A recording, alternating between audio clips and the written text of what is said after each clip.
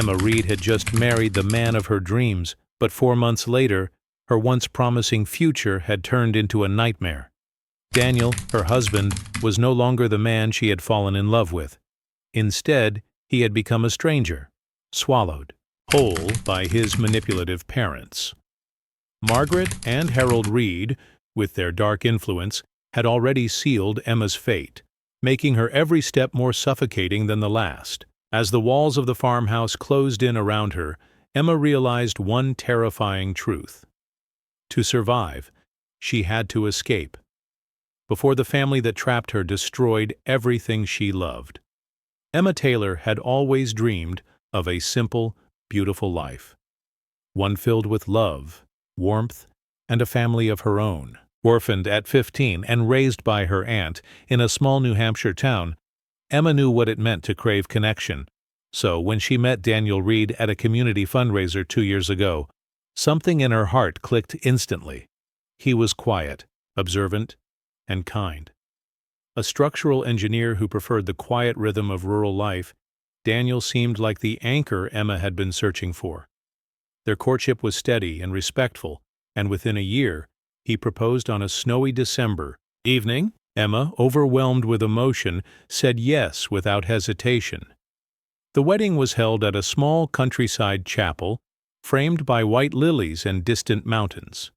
Emma wore a flowing lace dress with her late mother's bracelet wrapped around her wrist. Daniel stood at the altar in a navy blue suit, flanked by his stoic father, Harold, and younger sister, Claire, who served as Emma's bridesmaid. It was supposed to be the beginning of something beautiful. Photos from that day captured smiles, laughter, and toasts filled with hope for a shared future. What those photos didn't capture, however, were the subtle tensions beneath the surface. Margaret Reed, Daniel's mother, wore a frozen smile throughout the ceremony. Her eyes, sharp and unreadable, watched Emma with something colder than indifference. Emma noticed it, but brushed it off as nerves. After all, she reasoned, many mothers were protective of their sons. Maybe, in time, Margaret would warm up to her. Claire, on the other hand, was welcoming and lively, even whispering jokes to Emma during the reception to calm her jitters. Harold remained quiet for most of the evening, only offering a stiff handshake and a few forced compliments. After the honeymoon, Daniel suggested they move into the Reed family farmhouse temporarily, while they saved up for their own home. Emma, though unsure, agreed. The farmhouse was large, old, and nestled deep within a valley surrounded by dense woods. Margaret had made it clear she didn't like outsiders, but Daniel insisted it was only for a short while. He promised that, once his promotion came through, they'd buy a house closer to town where Emma could return to teaching. At first, Emma tried to make the best of it. She woke early, helped Margaret in the kitchen, and even tended to the chickens behind the barn. But every attempt to bond was met with icy silence or passive-aggressive comments. Margaret questioned her cooking, her habits, even her clothes. Harold hardly acknowledged her presence at all, his eyes lingering with a kind of distant distrust. When Emma offered to help around the property, she was told she'd only get in the way. Daniel, once her partner and defender, had become increasingly reserved. He came home from work and often went straight to the barn or out for walks with Harold, leaving Emma alone with his cold and cryptic mother. There were small moments that unsettled her. One evening she found Margaret burning an envelope addressed to Emma's aunt in the fireplace. When questioned, Margaret simply claimed it was a mistake. Emma tried to call her aunt later, but the line was strangely disconnected. Another time, she noticed her phone's call log had been wiped clean.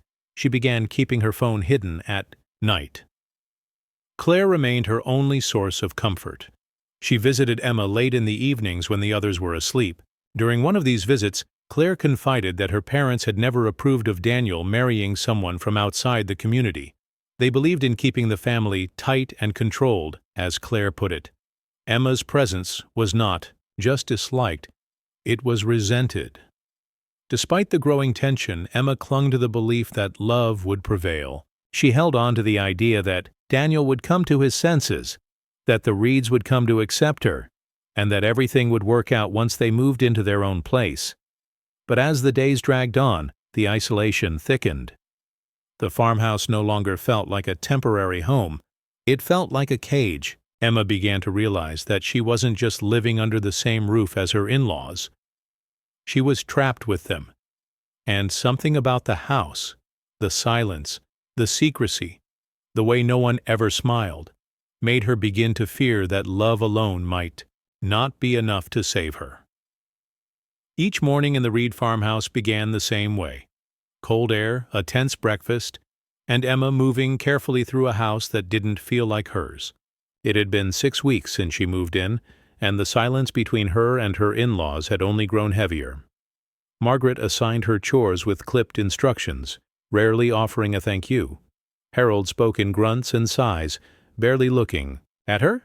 Daniel, who once sent her sweet texts throughout the day, now barely responded when she tried to talk. He seemed exhausted, withdrawn, and strangely obedient to his parents' wishes. Emma was expected to clean the entire house daily, prepare meals, and tend the garden. She hadn't found time to apply for jobs or visit her friends. When she asked Daniel if she could drive into town for interviews, he hesitated before saying his mother needed her help at home. The phrase echoed in her mind for days.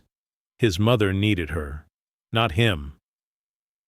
Emma began to suspect that Daniel wasn't just pressured by his parents, he was beginning to become one of them. The house itself added to her discomfort. The floors creaked constantly, doors seemed to close on their own, and the attic was kept locked at all times. When Emma asked Margaret what was up there, she was told it was none of her business. Some nights, Emma heard noises, slow footsteps above her room or faint voices through the thin walls. She tried not to panic, blaming the old age of the house or her imagination, but a creeping sense of dread followed her through every hallway, as if the walls were hiding something. What unsettled her most were the unspoken rules. She couldn't go out alone without informing Margaret. She had to eat whatever was served, even when it made her nauseous. Once, she left the house without asking to mail a letter and returned to find Margaret pacing on the porch, her face pale with fury. That evening, Daniel barely spoke to her. No one explained what rules she had broken. She was simply expected to know. Emma's few moments of peace came from short visits with Claire, who was in college but came home on weekends. Claire still treated Emma like family. She listened without judgment and often brought small gifts, magazines, herbal teas, or candles. During one quiet afternoon, Emma confessed her growing unease. Claire looked troubled but didn't say much. Instead, she only warned Emma to be careful and told her to avoid making her mother angry. She said it in a tone that suggested experience, not theory.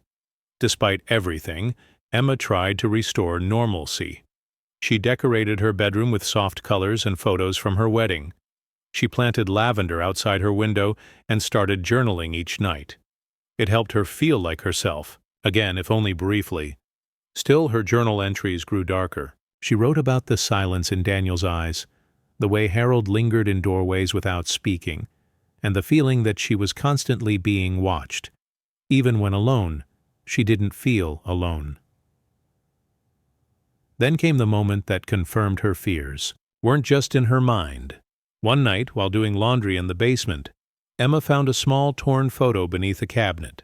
It was of a young woman she didn't recognize, standing near the same farmhouse. The edges were burnt. On the back, someone had scribbled a date, 10 years ago. Emma asked Margaret about it, but her question was met with a stone-faced stare and a warning not to go poking around in things that didn't concern her. Later that week, as Emma folded laundry in her room, she noticed something tucked inside one of her clean shirts. It was a note, hastily written on notebook paper. It read, "Be careful, you're in danger. Trust no one." There was no signature, but the handwriting looked like Claire's.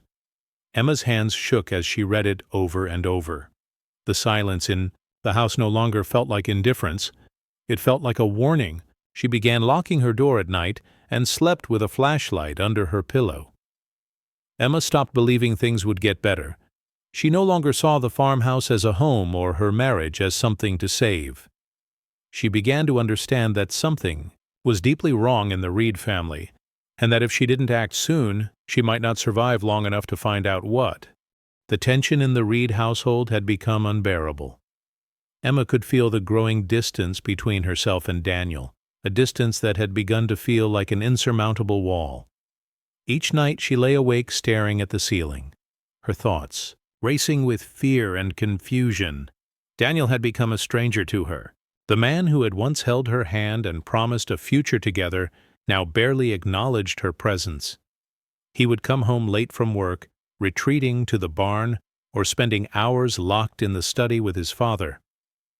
He no longer smiled at her, no longer whispered sweet words of reassurance. It was as if Emma had become invisible.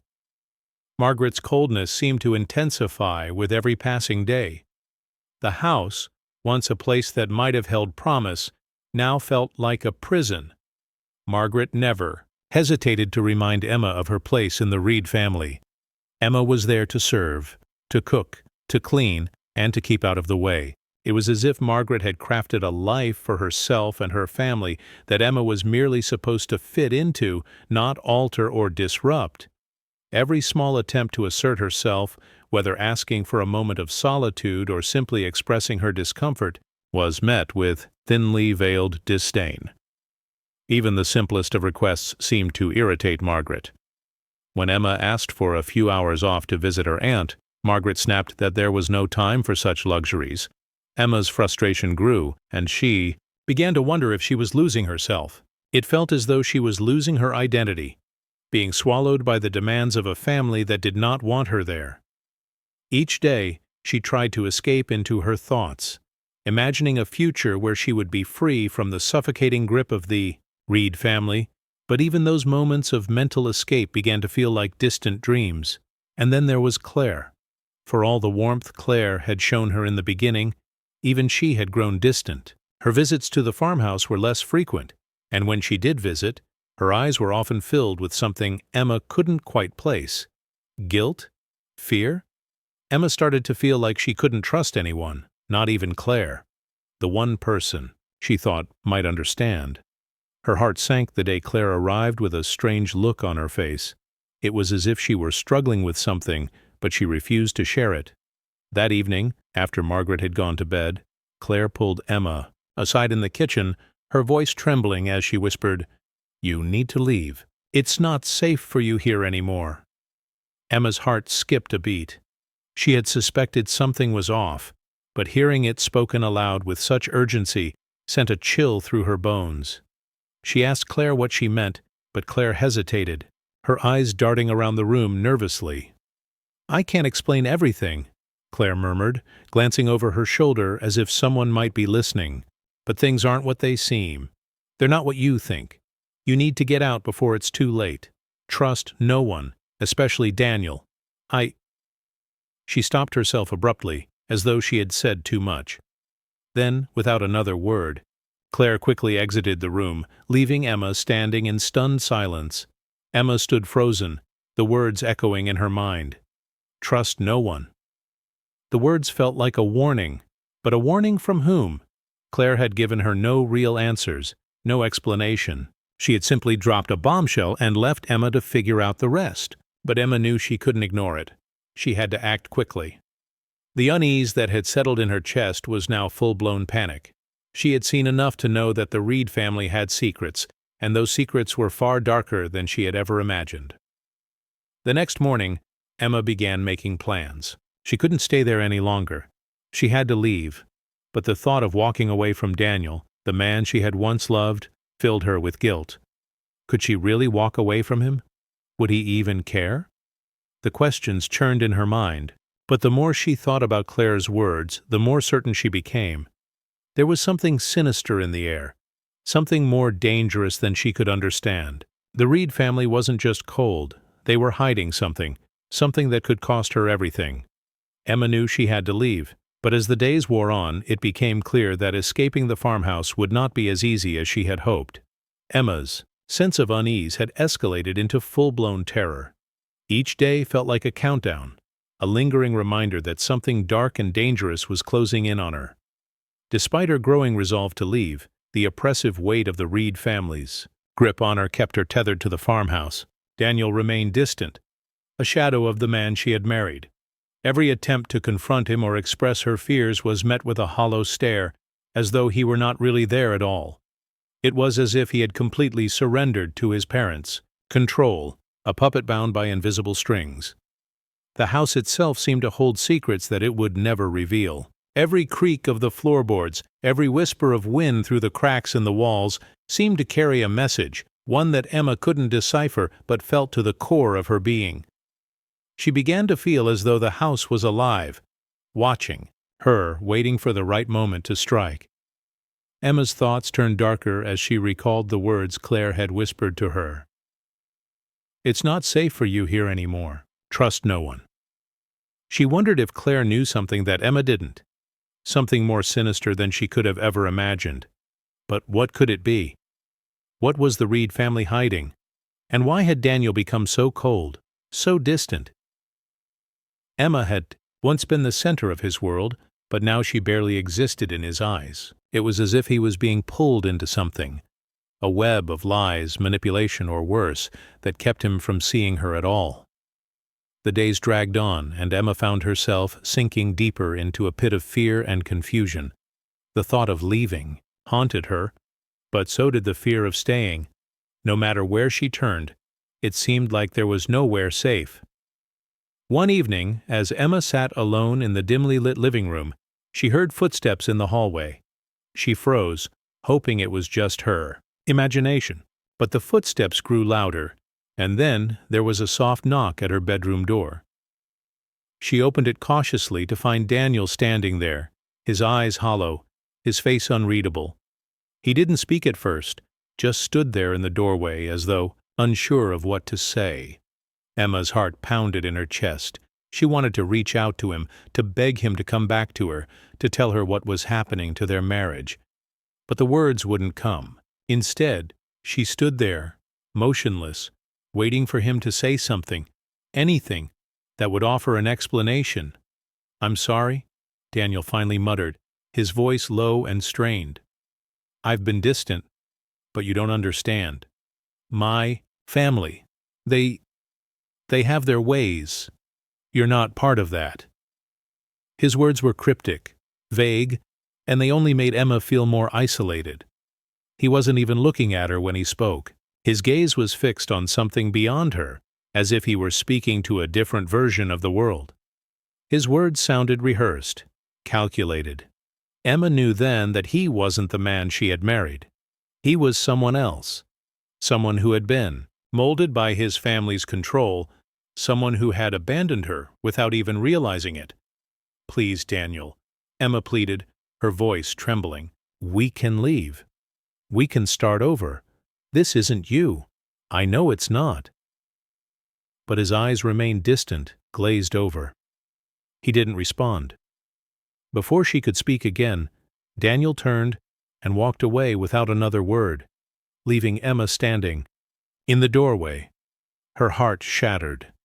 The man she had trusted, the man she had loved, was gone, replaced by a stranger. Emma sank down onto the floor, overwhelmed with grief and confusion. How had it come to this? How had her once hopeful marriage devolved into this nightmare? Days passed in a blur, and Emma grew more desperate. The farmhouse felt more like a tomb with each passing hour. She had to leave, and she had to do it soon. But the thought of escaping seemed impossible. Every door felt locked, every window barred. She wasn't sure if it was the house itself that kept her there or the constant surveillance of her in-laws. Margaret's eyes never seemed to leave her, and Harold's silent disapproval hung over her like a cloud. No matter where Emma went, she felt trapped. Trapped by the house, trapped by her marriage, and trapped by a family that wanted nothing more than to break her. And then, one evening, Emma made the decision. She would leave. But the more she plotted her escape, the more it became clear that leaving wasn't going to be as simple as packing a bag and walking out the door. The Reed family wasn't just controlling her life, they were controlling her every move. And Emma had begun to realize that getting out of the farmhouse would be a matter of survival. As the darkness of the night settled in, so did the realization that in order to escape, Emma might have to outsmart them all. Emma's plan to escape had taken root in her mind, but the closer she came to executing it, the more impossible it seemed. The walls of the farmhouse seemed to grow taller each day, and every step she took toward freedom felt like a step into the unknown. It was as if the house itself was working against her, each creak of the floorboards and whisper of the wind, a reminder that she was being watched. Margaret's watchful gaze, Daniel's hollow stares, and the oppressive silence of the house made it clear. Leaving wouldn't be easy, but Emma was determined. She had no choice. She spent the next few days moving quietly, making small preparations in secret. She knew that if Margaret caught wind of her plans, everything would be over. The old woman would make sure of it. Emma didn't have much in terms of money or resources, but she knew that if she could just get away, she could figure the rest out. The thought of running to her family, to a place where she might be safe, gave her a sense of urgency. Her mind raced as she worked through every detail. She needed a moment when no one would be watching. Just a few minutes to slip away unnoticed. It was the only way. On the night she planned to leave, Emma found herself standing at the window staring out into the darkened fields. She could see nothing but the shadows of the trees swaying gently in the wind. The air felt thick with anticipation, every second stretching out, every creak of the house more menacing than the last. She could hear Daniel moving around in the other room, his footsteps heavy but slow. Was he asleep, or was he waiting for her to make a mistake? Emma shook her head, trying to push the thoughts from her mind. She couldn't afford to be distracted now. With trembling hands, she packed the few belongings she could carry, a change of clothes, some money she had quietly saved over the past few weeks, and a small photo of her parents. She didn't know if she'd ever be able to see them again, but the thought of them gave her strength. Her heart beat rapidly in her chest as she zipped up the bag and quietly set it by the door. She had already checked the locks, and everything seemed secure. The house was asleep, but she knew that would change soon. The moment of truth had arrived. Emma waited until the house seemed completely still, the only sounds the occasional rustling of wind outside. Her heart hammered in her chest as she opened the door, her breath shallow and careful. The hallway was dark, the shadows stretching like fingers toward her. She moved silently, her footsteps muffled against the old wooden floors. But just as she reached the front door, she heard it, the sound of footsteps behind her. Her heart leaped into her throat. She froze, eyes wide with fear. Daniel. He had woken up. She quickly turned, her eyes scanning the hallway for a way to escape. The barn door was just ahead, but it felt miles away. Emma? Daniel's voice was quiet but firm. Where are you going? Her breath caught in her throat. She could feel her stomach drop, the weight of the moment crashing down on her. How had he known? Had he been watching her? Was he always watching her? For a long moment, she stood frozen, unsure of how to respond. Everything she had planned, everything she had hoped for, was slipping through her fingers. The fear in her chest became a knot, choking her. She couldn't lie anymore. She couldn't pretend everything was fine. I have to leave, Emma whispered, her voice barely audible. Daniel stepped closer, his expression unreadable. You don't understand. You don't know what you're getting into. You think it's that easy? Leaving them?